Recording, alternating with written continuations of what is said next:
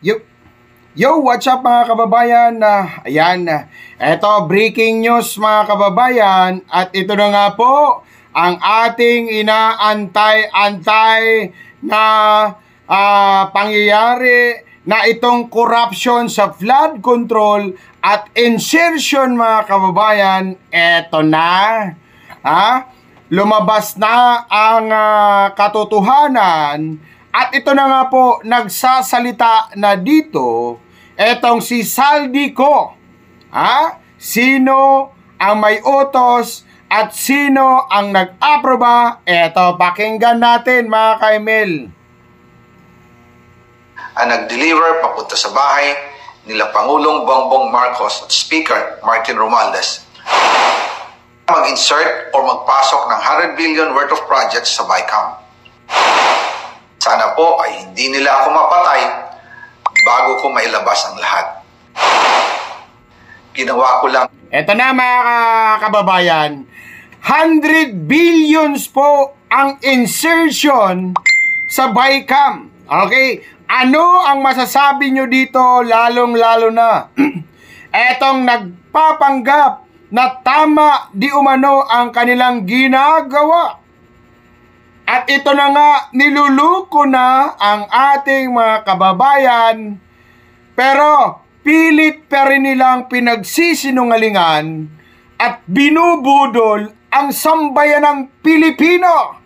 So dito, matutungayan natin, kaya dapat lang naman talaga na magsalita na dahil siya po ang magiging susi dito sa mga pangyayari at malinawan ang taong bayan dahil sila po ay nagtatakipan na lamang sa mga investigation. Okay, pakinggan natin po etong sinasabi ni Zaldico mga kababayan. Ang utos sa akin, pero ngayon, handa na akong harapin ang lahat. Ginagamit ng administrasyon ang buong resources ng bansa para tumahimik ako. Okay. That he will shoot me if I will talk. Gagamitin ako bilang panakipbutas sa kanilang kampanya laban sa korupsyon. Hindi na ako mananahimik, ilalabas ko ang lahat ng katotohanan. May resibo, may ebidensya, at may pangalan. Para sa bawat Pilipino, alam ko na buo ang galit ninyo sa akin ngayon. Nauunawaan ko rin kung bakit. Lalo na at malaki ang halagang nakataya. Pero bago kayo humusga, hayaan ninyong ipaliwanag ko ang buong katotohanan. Matagal akong hindi nagsalita dahil may direktang utos sa akin.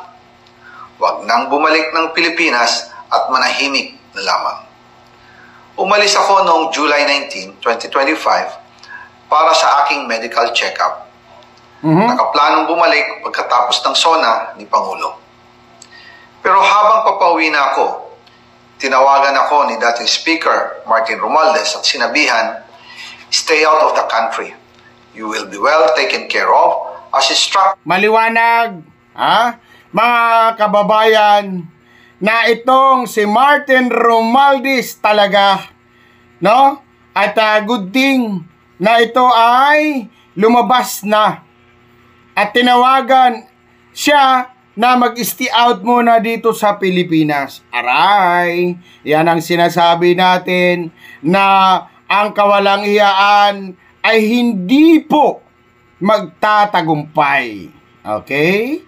Ayan, talagang itong si Zaldico, kinakatok na ng Panginoon para lang magsalita ang katotohanan. Kaya ano pa ang dapat nating gagawin?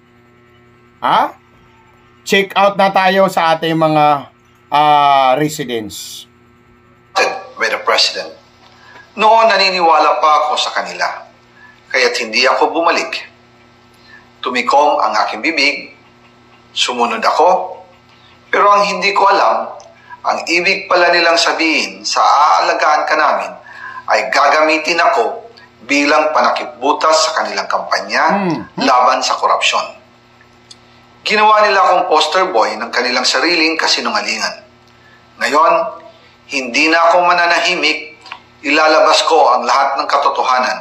May resibo, may ebidensya, at may pangalan.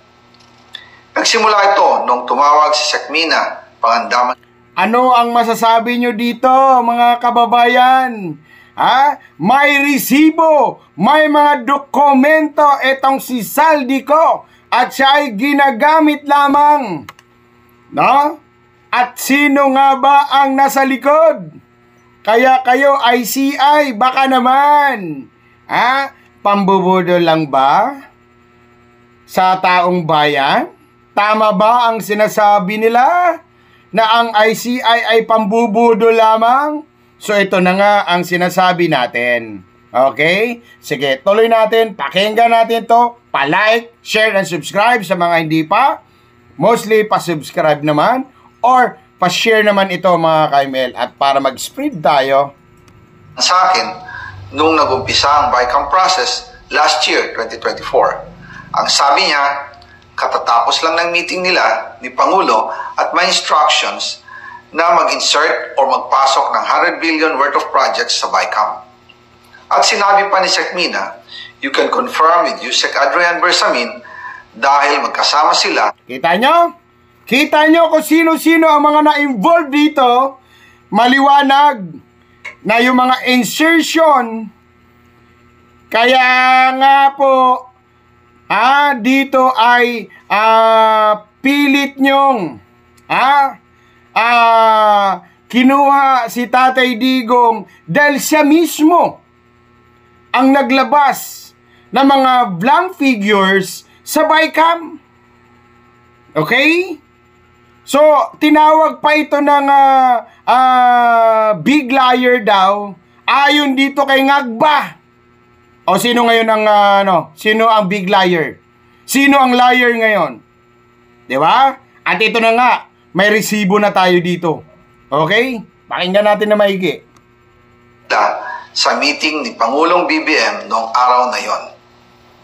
Tinawagan ko po agad si Yusek Adrian Bersamin at tinanong ko kung may instruction nga ba ang Pangulo na magpasok ng 100 billion during their meeting.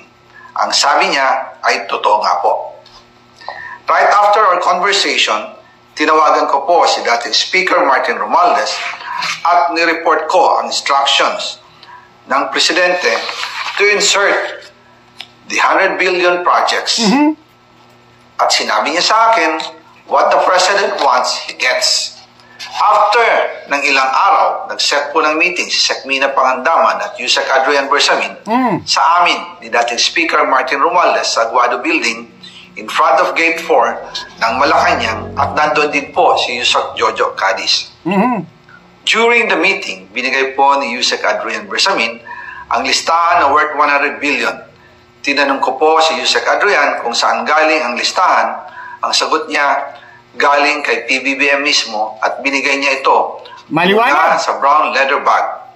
Nung sinabi po ni Yusek Adrian Bersamin yung brown leather bag, naalala ko noong nasa Singapore kami right after the elections of May 2022 sa Hilton Hotel, kami ni dating Speaker Martin and PBBM habang pauwi at pabalik ng Pilipinas, hinabol ng PSG ang brown leather bag at ang sabi ni PBBM, maiwan na lahat, wag lang ang brown leather bag. Aray. Kaya naniwala ko na utos talaga ito ng Pangulo. Pagkatapos ng ilang araw, I informed sina dating Speaker Martin Romualdez, Sekmina Pangandaman, Yusek Adrian Bersamin, and Yusek Jojo Cadiz na kung pwede 50 billion lang ang ipasok sa program funds dahil sa sobra ang DPWH funds versus sa DepEd. In practice, hindi pwede na mas malaki ang budget ng DPWH kaysa edukasyon. And yung balance na 50 billion, ilagay na lang sa program funds for the 2025 budget. Dahil Office of the President din ang nagre-release ng lahat ng unprogram funds. Pagkatapos ng isang araw, tinawagan ako ni Sekmina at sinabi ang mensahe ng Pangulo, ipasok ninyo yan dahil pinangako na sa akin ni Speaker Martin yan at hindi na pwedeng baguhin. Kumbaga, ang utos ng hari hindi pwedeng mabali. Again, I informed the Speaker and asked clearance about the instructions ng Pangulo. At ang sabi niya, wala tayong magagawa. Kaya po nagtataka ako kung bakit sinasabi ni Pangulo na hindi niya makilala ang budget, samantalang lahat na binawas at dinagdag sa mga ahensya ng gobyerno ay humihingi ng approval sa kanya si Sec. Mina Pangandaman. Yan po ang ating natutunghayan ngayon na ang lahat ng haka-haka po na sabihin na walang kinalaman etong si BBM sa mga insertion, eto na po ang masasabi natin. Nagkatotoo na. Eto na nga. Maliwanag na. Nagiging crystal clear na ang lumalabas ngayon. So ano pa? 100 billion insertion. Alam? Aprobado? Sino? Sino sila? Sino sila?